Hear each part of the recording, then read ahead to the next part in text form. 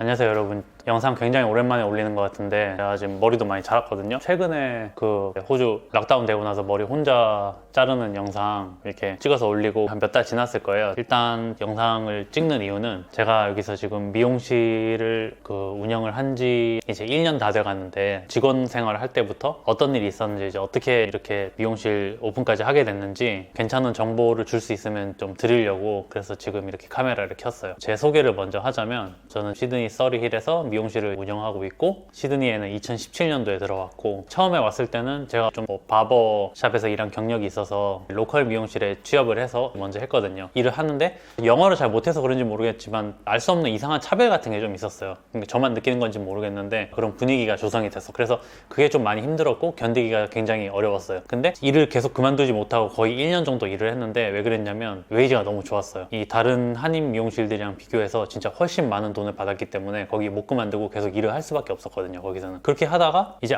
이렇게는 안 되겠다 싶어서 원래 제가 네이버 블로그나 인스타그램에 계속 사진을 올렸었거든요. 그래서 네이버 블로그에 한 번은 제 여자친구 머리를 집에서 탈색 염색 해주면서 사진 찍어서 올렸어요, 블로그에. 근데 그걸 보고 어떤 분이 연락을 주시더니 머리를 하고 싶다고. 그래서 제가 일하는 미용실에 오셨어요. 실제로 좀 로컬 미용실이고 가격도 좀 있는 편이고 백인 손님들이 대부분이었는데 거기 오신 거예요, 그 한국 분이. 그분 머리 하면서 또 사진 찍어서 블로그에 또 올렸어요. 그거를 또 보고 또 다른 분이 또 연락을 주시고 그렇게 하다 보니까 블로그 통해서 오시는 분들이 많아지니까 여기 호주에서는 그런 걸 좀 많이 하거든요. 체어 렌트라고 미용실 안에 의자를 한두 개 빌려가지고 자기 개인 비즈니스를 하는 거예요. 그렇게 하는 경우가 많기 때문에 처음에 했을 때는 굉장히 열악했어요, 환경이. 왜냐면 그 미용실도 아니었죠.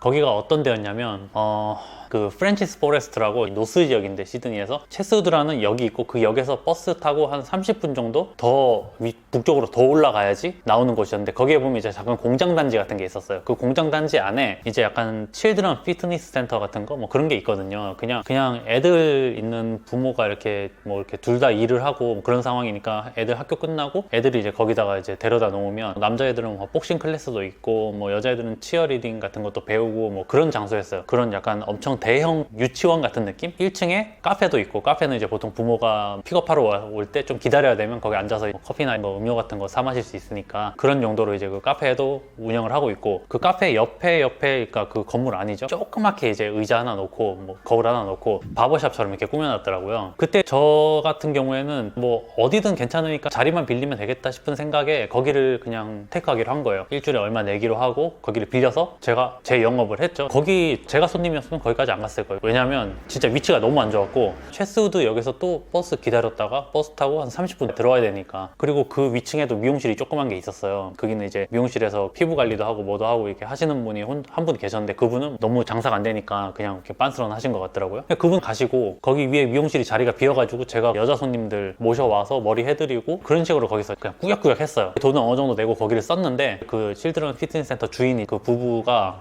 사람을 구했나봐요. 그 미용실 운영할 사람을. 그래가지고 거기를 못 쓰게 된 거예요. 이게 약간 쫓겨나다시피 거기를 못 쓰게 돼서 그냥 그 밑에 바버 체어도 크게 의미 없는 것 같아갖고 돈도 너무 아깝고 그래서 그만두고 막 어디서 할지 이제 찾다가 그 웬머스빌이라고 파라마타 쪽이 지금 이 영상을 보시는 분들 중에 시드니 사시는 분들이면 제가 어떤 지역명을 얘기하면 아마 아실 거예요. 거기도 번화가 지역이긴 한데 그렇게 번화 됐고 이런 얘기는 자 파라마타라는 지역이 있는데 그러니까 거기도 제가 파라마타라는 지역에서 버스 타고 들어가야 되는 그런 지역인데 쇼핑센터가 조그맣게 있어요. 쇼핑센터에 우럴스 하나 있고 그리고 이제 조그만 가게들이 그 안에 있거든요. 거기 이제 미용실 하나 딱 있어요. 그 미용실은 좀 그랬던 것 같아요. 그쪽 지역 같은 경우는 인도 사람들이 굉장히 많은 지역인데 인도 사람들이 좀 까다로운 편이거든요, 남자들이. 그 미용실은 이미 자기네들 여자 손님들만으로도 충분하니까 남자 손님을 빼줄 사람이 필요했던 거예요. 그래서 거기 제가 자리를 렌트를 했어요. 아무리 작은 쇼핑센터라도 사람이 진짜 많아요. 우럴스 이런 데 장 보러 왔다가 머리 자른 분들도 있었고 저는 거기서 되게 운이 좋았던 거죠. 첫날부터 굉장히 그 높은 수익을 올렸어요. 처음에는 진짜 열정 있게 주 6일, 7일 이렇게 오픈해서 일하면서 거기서 이제 하다가 거기 지역 손님들만 머리를 이렇게 해주다가 또 이제 제 한국 손님들을 부르기 시작했죠. 근데 문제가 여기서 발생을 한 게 한국 손님들을 불러서 염색, 펌 이런 걸 하다 보면 그 주변 지역 손님들을 제가 못 받는 거예요. 그래서 이제 사람을 한 명 구하게 됐죠.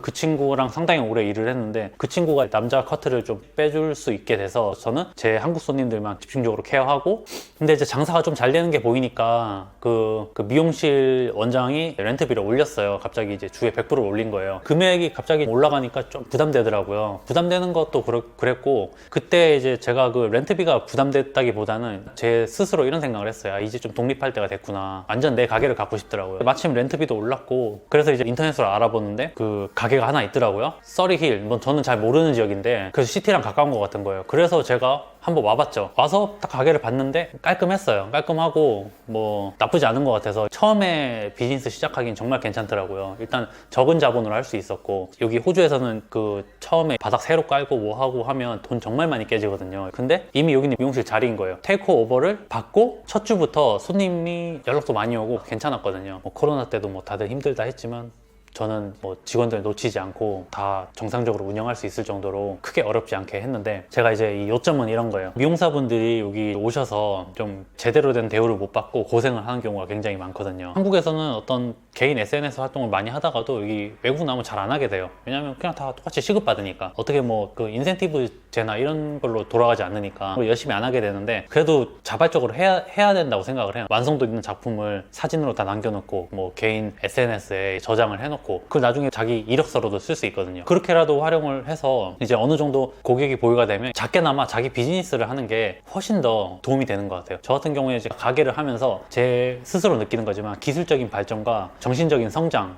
이런 게 있었거든요. 이런 경험이 되게 중요한 것 같아요. 뭐 비자 상태가 좀 안정적이지 않다, 그런 이유가 많기는 해요. 다들 비자 상태가 좀 안정적이지 않아서 섣불리 시작을 못 하는데, 저는 그때 체어 렌트 하면서 그렇게 안정적인 비자 상태는 아니었거든요. 그런데도 하게 된 이유가 뭐냐면, 정착을 못 하더라도 한국에 돌아가더라도 돈을 가지고 갈 수 있잖아요. 그리고 제가 여기서 비즈니스 했다는 경험, 그것도 경력이 되는 거고, 그래서 서둘러서 빨리 했던 것 같아요. 되게 운도 잘 맞아 떨어졌고. 근데 운만 있다고 그게 다 이루어지진 않는 것 같더라고요. 준비가 어느 정도 돼 있고 운이 발생을 해도 돈이 없으면 기회를 못 잡아요. 진짜 저는 계좌에 6,000불 이상 넘어간 적이 거의 없었단 말이에요. 10,000불도 모으기 힘들고 그냥 돈이 계속 나가더라고요. 계속 쓸 수밖에 없고, 진짜 하다못해 너무 가게를 하고 싶은데 돈이 없어가지고 제가 진짜 병신같이 비트코인에다가 돈을 때려 박아갖고 친구한테 돈을 다 보냈는데, 이제 뭐 그때 당시 호주 돈 10,000불 정도 잃어버렸거든요. 결과적으로 돈도 잃고 친구도 잃었는데 진짜 병신짓을 한 거죠 그때. 지금 생각해보면 뭐 그것도 좀 하나의 경험이라고 생각하고, 뭐 다시는 같은 실수 안 하면 되는 거니까.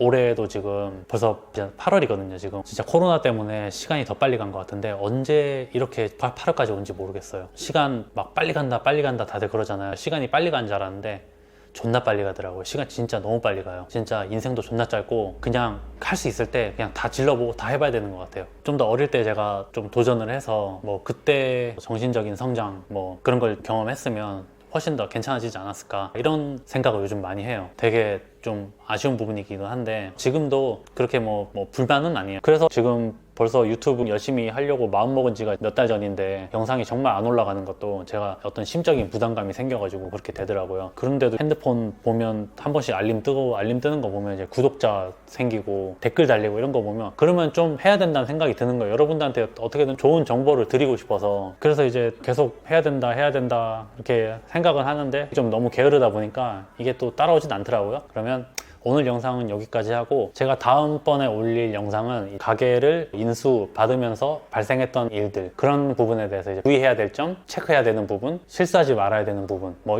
그런 부분에 대해서 얘기를 해서 올릴게요. 그리고 가게를 인수하는 시기에 제가 집도 테이크오버를 받았거든요. 렌트하는 집을. 근데 그때 당시에 엄청난 손해를 봤어요. 약간 사기 아닌 사기를 당했다고 봐야 되나? 그런 부분에 대해서 영상을 찍어서 올리겠습니다. 일단은 오늘은 여기까지 할게요. 감사합니다.